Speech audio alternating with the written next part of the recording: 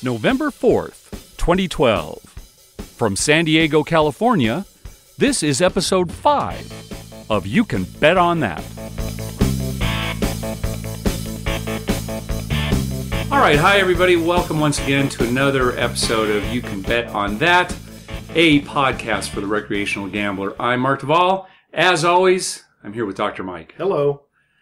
And Mike, you had a pretty good little run at the craps table this last weekend. Oh, yeah, last weekend was great out at Harrah's Rincon. Yeah. Had, well, it was one of those ones where you're just never really down. You start off with the first shooter, win a little, and you're never really down. But at one point, when things were turning a little bad, one of the shooters rolled 4 hard sixes.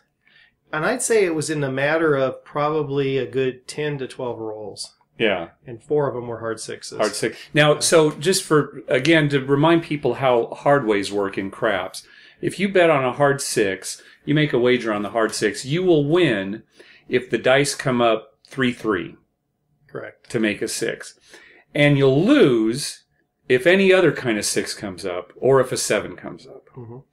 And it pays 9-1. So if you bet $5 on the hard six, you'll win 45 plus your $5 will stay out there. Right. So that's basically what I did. I won the first one. It was a $5 bet. Yeah. And I just let it ride to $50.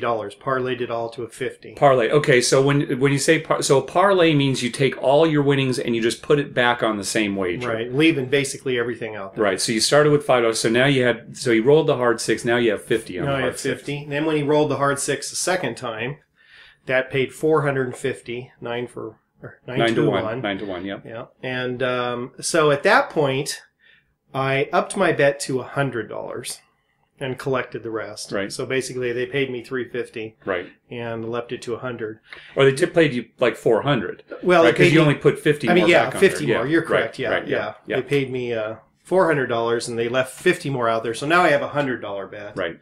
So that one hit when the third hard six came up, and that paid $900. So at that point, I left another 100 out there. Collected $800, and now I have a $200 bet. Yeah. And then he hit it again. Almost, I think that, not the next roll, but the one after that. So within 2 rolls, he hit it again. Rolled the hard six, which paid $1,800. Yeah. And that time I went to $250 because the maximum, I also had a bet for the dealer. When it was $100, I had $25 for them. Okay, yeah. So they won, $225. Yeah.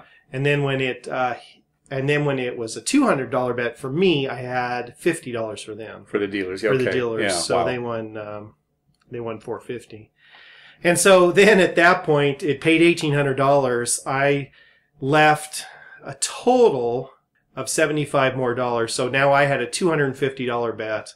And the dealers had a $75 bet. Okay. Because $325 is the max aggregate you can have on it. $325. That's a strange amount, but $325. Well, and the way they explain it, it's $300 for the player, up to $25 for the dealer. Okay, but instead you went $250 for yourself and $75 for them. All right. It didn't hit again. But still. He still rolled. And he had a good roll. He rolled several numbers. Yeah. So. Nice. And that roll was by Mr. Wynn, who's a regular out there, a 7 Stars player. And I just played with him in Las Vegas when we went to Las Vegas.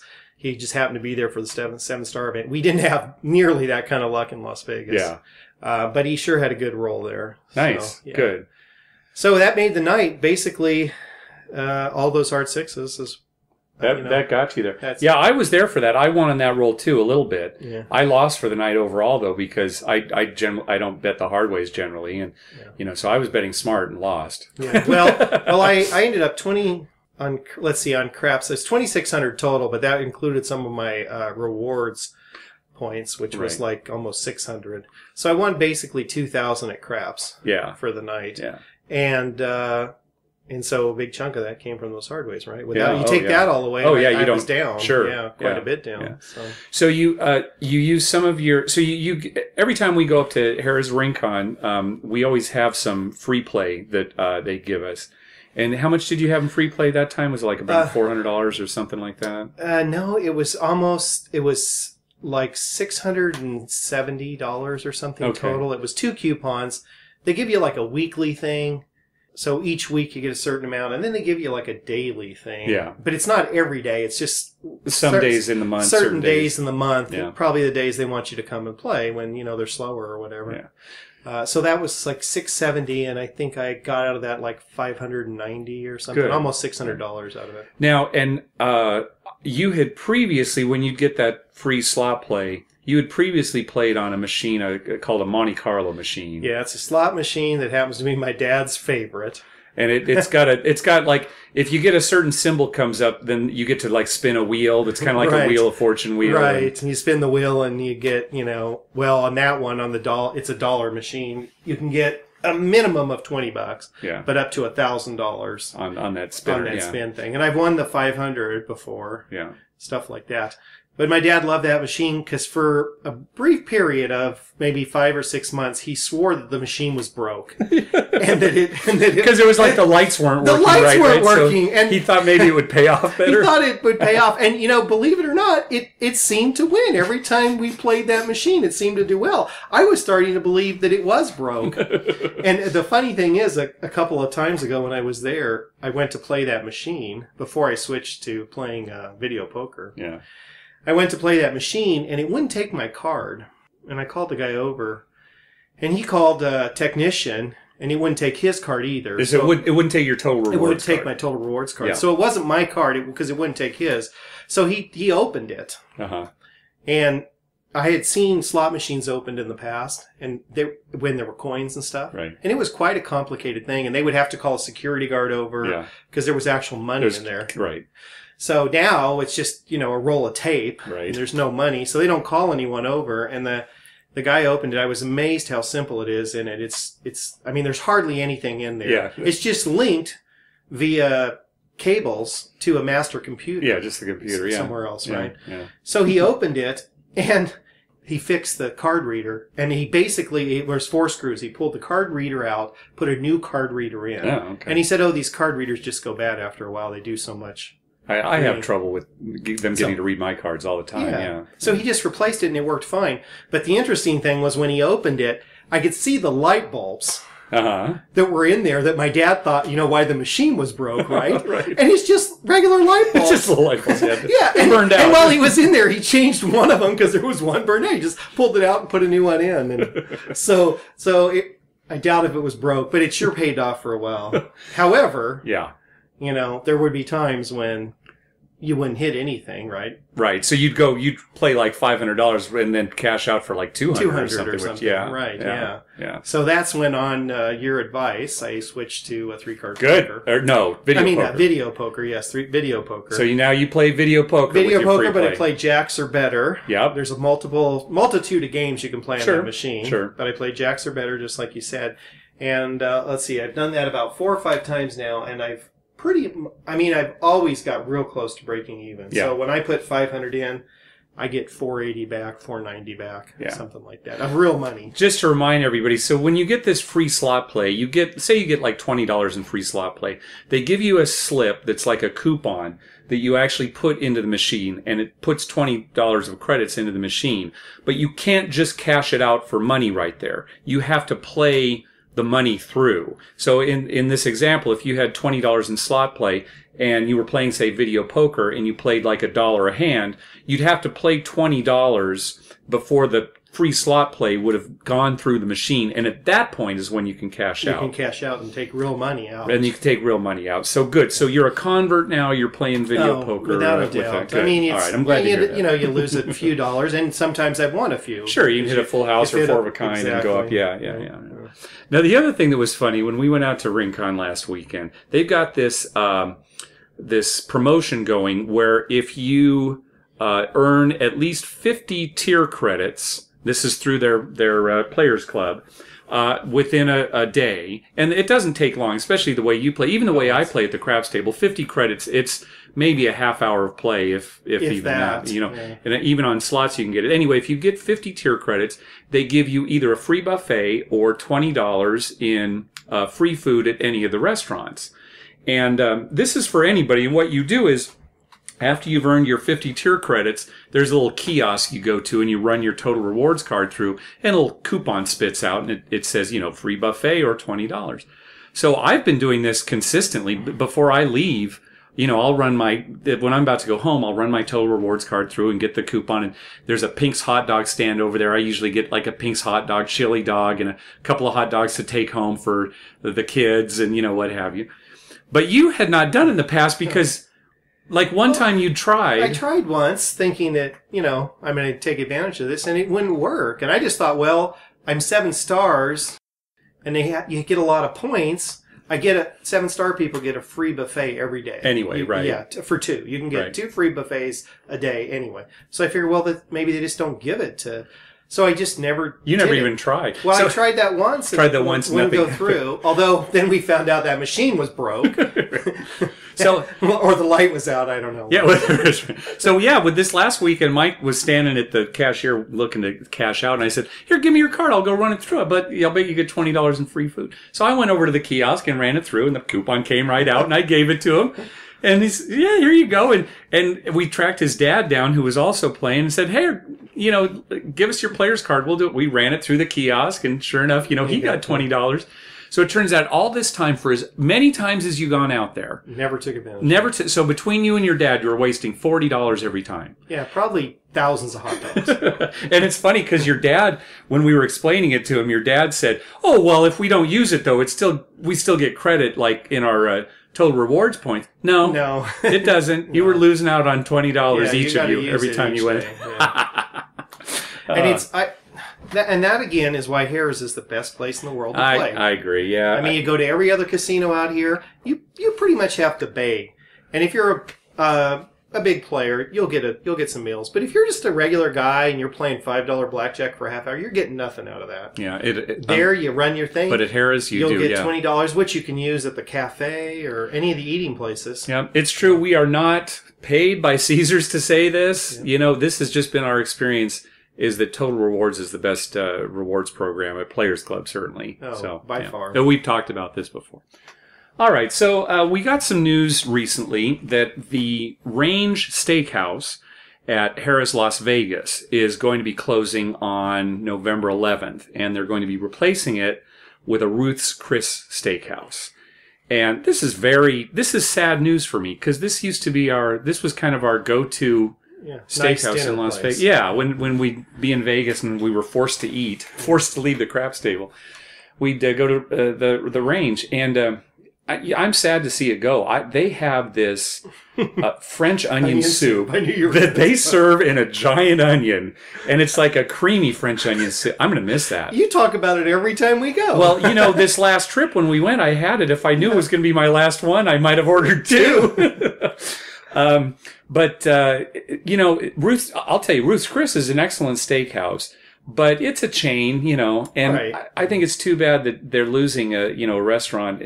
I guess I can understand, Harrah's and other casinos maybe wanting to contract out their restaurants so they don't have to run their restaurants. Oh, it probably makes economic sense big time. But this is a big disappointment for me. And, we were talking earlier, too. I wonder if they will even take Total Reward credits to pay for it. When we were in Vegas this last time, we ate at PBR Rock Bar and Grill at Planet Hollywood, and they would not take the Caesars Total Rewards credits. Yeah, even though it was actually in the casino. Yeah. But they said they were separate. Yeah. And this may be the case with Ruth's Chris, too. So, anyway, sad news.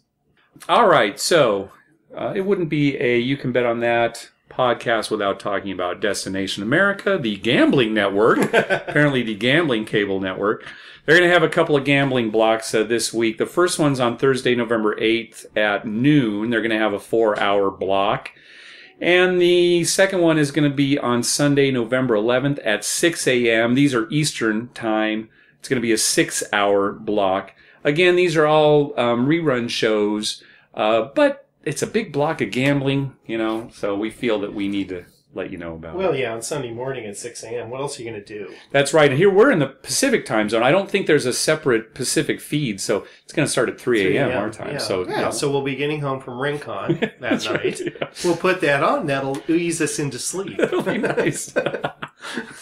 All right, let's move on. We got an email from our good friend Miguel, a friend of the podcast, Miguel. Here's what he wrote. He says, I enjoy playing video game poker as opposed to video poker. And I searched for software that offered as many of these table games as possible. So what he's talking about is actually playing poker game through software. I found one for the Xbox that not only offered the requisite Hold'em, but also Omaha 8, Raz, and various studs, plus 3-card poker. I was wondering, is it a bad idea to try to hone your skills on a video game? I'm afraid that it's running through the same 1,000 hands over and over, not really generating random hands. So I don't think it's the random hand generator that really is the problem here. Well, it probably is generating a lot more than 1,000. It's got to be. Sure, it's got to be more than 1,000. And who knows how sophisticated... it's possible that the same, decks, the same sequence of cards are coming up. Yeah. But I think the problem more is how good is the artificial intelligence of the players that you're playing against. Right. And I'm guessing that for most home video games, it's not very good. In fact, I think the game that Miguel was talking about is actually kind of an overall casino game. You can play like craps and blackjack and other games. So I can't imagine that the players that you're playing against in poker in these games are very smart. Right. I think that's the or biggest very problem. random either, because they might be set to some criteria where they make certain decisions that in a real game a person might not make. Or might make different. The same person might make a different decision to mix up their game. Right. It might be the exact same situation and make two different decisions based on who he's playing against. And, and where his stack is, up or down. Sure. I mean, there's a lot of variables there that they can't compensate for. Yeah. I'd say these home video games are probably only good for teaching you the mechanics of the game, how the games play, how the betting structure goes, what are the rules in Omaha 8? Oh, I've got to use just 2 hold cards, things like that. So I think it's a good way to learn the game. And occupy your time. I mean, for fun. Right. But you'd really be better off going to a casino playing a small stakes game. Right. Ideally, what you'd want to do is maybe start with some low-stakes games online. Now, we all know we're at a state here where we really can't play poker online in the United States, certainly not with the big online poker sites anymore. But, 2 years ago, I would have said, okay, start by playing with maybe some play money, which also is not that good because people don't play correctly when they've got play money. But if you started at some of those lower limit games, 1 cent, 2 cent, that would be a good way to get, kind of hone your skills. But I agree, there's nothing to substitute actually playing against real people. Right. And going to the casino and playing the lowest limits that they have. Maybe instead of playing like a no limit game, maybe a limit game. If you could find like a 1-2 limit game, which is hard to find, but some casinos will have like a certain time of the day set aside for beginners, right, to get them into the game. Or old people. If you go to like Verona early in the morning, you'll find a 1-2 game, and it'll be all men in their 80s. You're right. Sitting around waiting for good hands. I'm not saying that that's a good way to learn, but they do have those games. It gets you started. It gets you started. Yeah. Or, finding a home game with some people that that you can trust. And just learning it that way, that's probably the best way, because you can set the limits, you can all agree on what limits you're going to play. There's no rake. In other words, when you go to a casino, the casino takes a certain amount out of each pot. That's the way they make their money. And if you're playing in a home game, hopefully they're not doing that. Otherwise, find another home game. You might get arrested. And they're probably not your friends. You're right, exactly. So anyway, bottom line is I'd say to actually learn your strategy and playing against other people, a home video game is probably not the best bet. All right, so what we want to talk about on this episode as sort of our main topic is blackjack. Easily the most popular casino card game in the world. And whereas many of the rules are common to any blackjack game that you're going to play, there are some rules that vary from casino to casino. So we want to talk about some of the rules that you want to look for when finding a blackjack game to play, and some of the rules you want to avoid. Let's talk about number of decks first. Ideally, you want to find a game that is using just a single deck. They're kind of hard to find these days, Maybe downtown Las Vegas, you could find some single deck games, Yeah, but probably. when you play in a game that has more than one deck, the house edge goes up a little bit. For example, if you're playing in a 2-deck game, the house edge is 0.35% higher than a single deck game. That's if you're playing basic strategy. Basic strategy, right? And we kind of mentioned basic strategy a couple episodes ago, but years ago, using computers, they were able to determine what the correct play is for any situation in blackjack, if you're not counting cards. So based on what your hand total is, based on what the dealer's hand total is, basic strategy tells you the best way to play.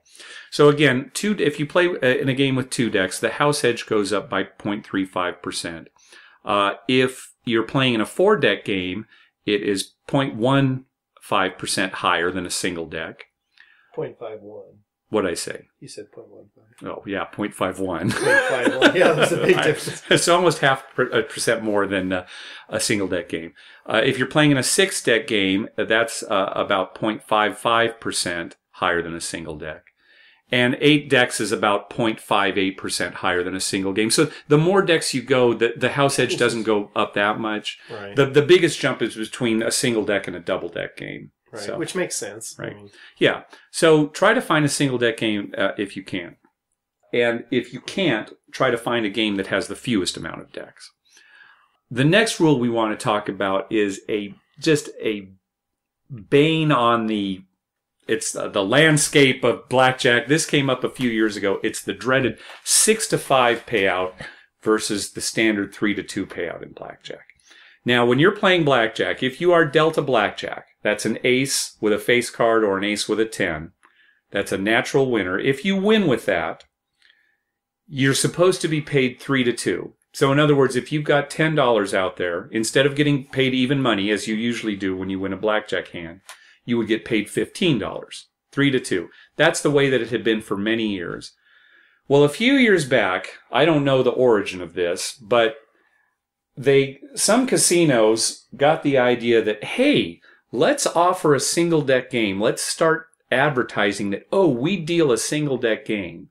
But instead of paying 3-2 on blackjack, we'll pay 6-5. So in other words, if you had a $10 bet and you won with a blackjack, you get paid $12 instead of $15. This is a horrible rule. It adds well over 1%, close to 1.4% onto the house edge. And for a game like blackjack that has a low house edge anyway, when you're playing correctly, this is terrible. Think how bad it is. Just, that they switched from 3-2 to 6-5. As if they weren't making enough money. Exactly. I know. I go into a casino and look how many blackjack tables there are versus how many slot machines there are. And how many people are actually playing slots where they're at a way greater disadvantage as opposed to the people who are playing blackjack. And, I mean, they by far make all their money on slots. So why change blackjack? Yeah, right. Why would you do that? To make a few extra dollars? Doesn't make sense. They're taking advantage of people who don't know that they shouldn't be playing. And again, they're taking advantage of maybe from people, I've heard that a single deck is the best game, Right. To play in blackjack. Right. So they see, 6-5, okay, well, I'm still getting paid better than even money. No, it's terrible. So, I mean, just to make it clear, if you've got a choice between playing an 8-deck game that pays the standard 3-2 or a single deck game that's paying 6-5, play the 8-deck game that pays 3-2. What if there are girls dancing in the pit That's on the stage? That's what they do. is if you've got like a lingerie model dealing, those are the games that pay 6-5, and we've seen that before, right? That's what you're. Yeah. Or there's this, like Caesar's Palace has that pit where there's 2 stages and the girls are pole dancing right. on the stage and you're getting paid 6-5. Hey, if that's what you want, if that's what you enjoy, you don't mind paying. You consider you're paying for that. Yeah, that's reasonable. That's the exception to the rule. Yeah, right. That's our exception. If you need to watch pole dancing while you play blackjack, and some of you probably do, go ahead and sit down with the 6-5 game. That's fine. All right, let's talk about another rule. On a standard blackjack layout, there's generally a comment that says dealer hits soft 17. Or it may say dealer stands on all 17s. So let's talk about that a little bit. The rules that the dealer has to follow are that if the dealer has 17 or higher, the dealer stands. If the dealer has 16 or below, he hits. However, and I'd say most casinos do this now. Most casinos make the exception that is if it's a soft 17 that they have, for example, an ace and a 6 that could be 7 or 17, they will hit that. So if you're at a table where the rule is that the dealer hits soft 17, that's to your disadvantage. You want them to stay on soft 17. If it's a game where they hit soft 17, it's about a 0.2% house edge advantage. I'd say it's pretty hard to find a table, though, where they stay on soft 17 anymore. Most of them say dealer must hit soft 17. Yeah. I like that they put must in it. You're right. Like, it's like, oh, they must hit it. If they have to do it, then let's play in this game. They're forced to. They're forced to. It's a very tricky turn of phrase, right? They must hit it because it's good for the casino if they hit it. Right. All right. Doubling down. In some casinos, they only allow you to double down if your first two cards total 9, 10, or 11. And there are even some casinos where they only allow you to do it on 10 or 11. Mm-hmm. You want to find a casino where they will let you double down on any first two cards. For example, there are times when you have, say, a soft 15, say ace 4. If the dealer has a 6, you should be doubling down in that situation. So there are some times when you want to double down on some soft hands. So you want to find a casino where they let you double down on any two cards. Or a game, I should say, a blackjack game where they let you double down. That changes so much. Because remember, there was a time when Northern California, Tahoe, would only 10 and 11. Right. And then Vegas was always anything. Right. And now you find a lot in Vegas that 10 or 11, you know. Do you? I mean, I've seen it at a few places. Yeah. So, I mean, and to be fair, 10 and 11 are the times when you most want to double down. Right. But, you know, if you have the opportunity to double down on any two cards, that's what you want to look for. So if they'll only let you double down on 9, 10, or 11, that's about a 0.1% addition to the house edge. And if they only let you double down on 10 or 11, that's about a 0.2% house edge increase. All right, so let's talk about splitting next. Every casino will... I've never come across a casino that won't let you split at all. Oh, you can split anything. Right. Yeah. So if you have two cards that are of the same rank, they'll let you split those into two separate hands. And in fact, I think most places will let you split any two cards that value 10. So in other words, if you have like a queen and a jack, those both have a value of 10 in blackjack, so they'll let you split those too, because it's such a terrible move. Right. Yeah, they would love you to split that. So basically what happens is when you split, then you'll get another card on the first hand, and you can continue to hit or stay on that hand. And then they'll give you another card on the second hand that you split into, and they'll let you hit and stay, you know, just the same rules. The exception to that rule is that if you split aces, most casinos will only give you one additional card on each of those two hands, and you cannot continue to hit. Yeah. You just get the one card. Why do you think that is? I don't know. That is a good question, I've because always wondered that. You're hoping to get like a 10 on that, so you get 21. So but when you get a 4, and you got 15 or 5, you're stuck with it. I mean, I wonder why they don't. I wonder why some casino doesn't come up with a thing like, split aces, we let you take as many cards as you want. It's a good question. The short answer is if they let you do it, it's to your advantage, right? I mean, it helps them by only giving you. One more thing I want to say about when you split aces and you only get one additional card. If you get a 10 or a face card, that's not considered a natural blackjack. In other words, you won't get paid the 3-2. It's just a 21, so you only get paid even money on that. What about resplitting aces? So that's the other thing. Some places will let you resplit aces. So even though they'll only give you one additional card on each of them, if you get another ace, some places will let you resplit, and some will not. So let's talk about splitting and how the rules affect how the house edge affects you. So if you're not allowed to resplit aces, it's about a 0.03% house edge increase, which is small. If you're not allowed to resplit any cards, so in other words, let's say you have a pair of 8s and you split them into 2 cards, then you get another 8 on the next hand. Most casinos will let you continue to split, maybe up to a total of 4 hands. Yeah, well, I know at least 4. At least 4. Some have like an upper limit of 4. Some have no limit. Yeah. But if they won't let you resplit it all on any cards, that's also a 0.03% house edge increase. Now, some casinos will allow you to double down after you've split. So again, in the example, let's say you've split 8s and you get a 3 on your first hand. Well, now you've got 11, so chances are you're going to want to double down. Some casinos will let you do that. Some casinos will not. If they do not let you double down after splitting, that's a 0.12% house edge increase. So let me get this straight now, just for my own reference. I want to look for a single deck blackjack game. Well, wait, let's review at the end. There's one more thing I want to a couple more things we're going to talk about. And then we'll say, here's exactly what you're going to look for. We'll explain why you'll never find it, but what you should at least try to find. Okay, there are a couple more rules. One is surrender. Some casinos will let you surrender. That is where you basically give up on a hand and they take half of your wager.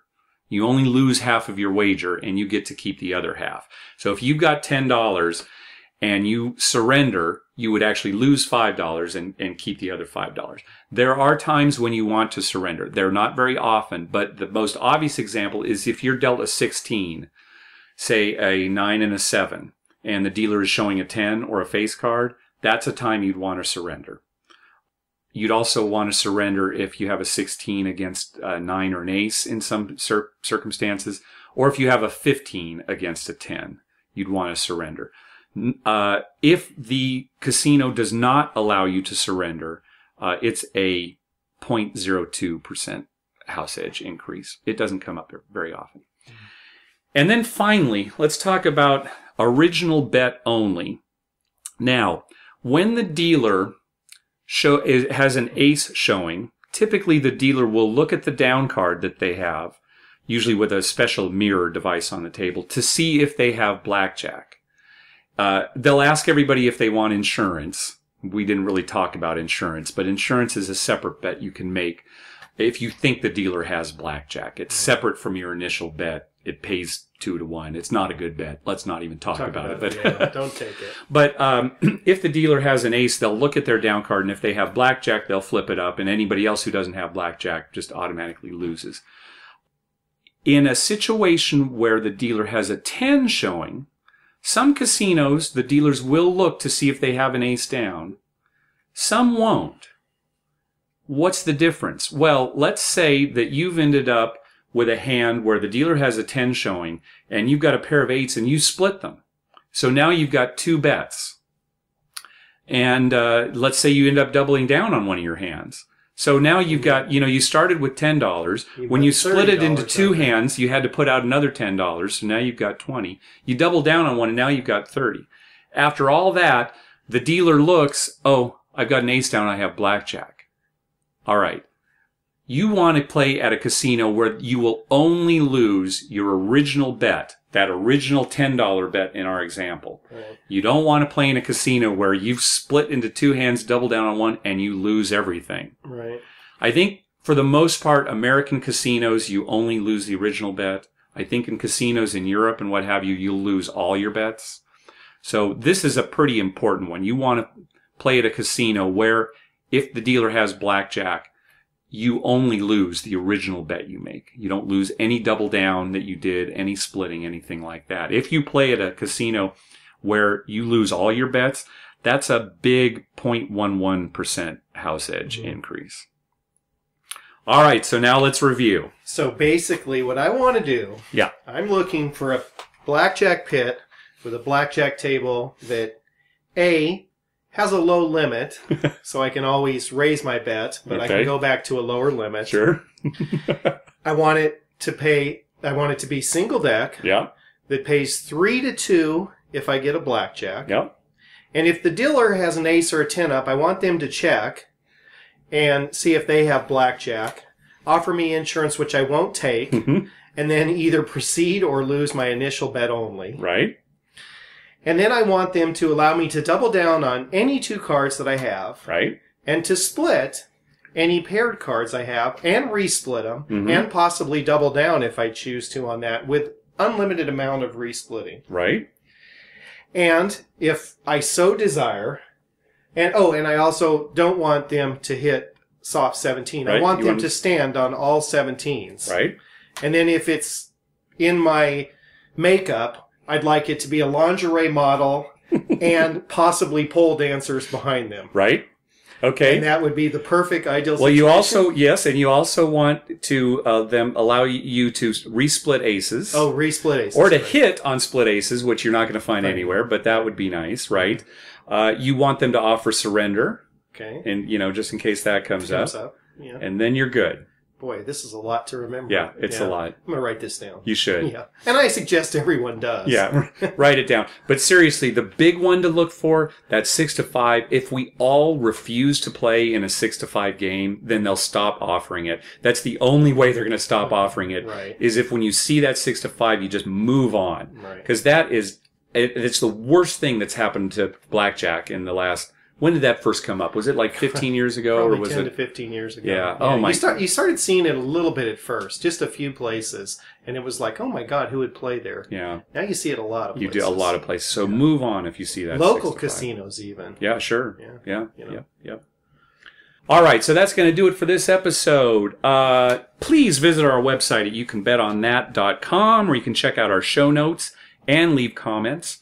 Also, follow us on Twitter at YouCanBetOnNat, or please email us like Miguel did this week with questions and comments at youcanbetonnat@gmail.com. I got one thing to say about email. Yeah. I'm waiting for an email from Paul. The day we get an email from Paul, our good friend Paul. Yeah. The day we get an email from Paul, we'll shut down the podcast. No, don't quote me on that. I just don't think it'll ever happen. Now we're going to get like people claiming to be Paul. Paul, right. Email. Oh, hi, this is Paul. It has to be specifically Paul. All right, did I make any mistakes? No. You were listening to everything I said. Yeah, I think you got everything. All right. We'll see everybody next time. All right, good night.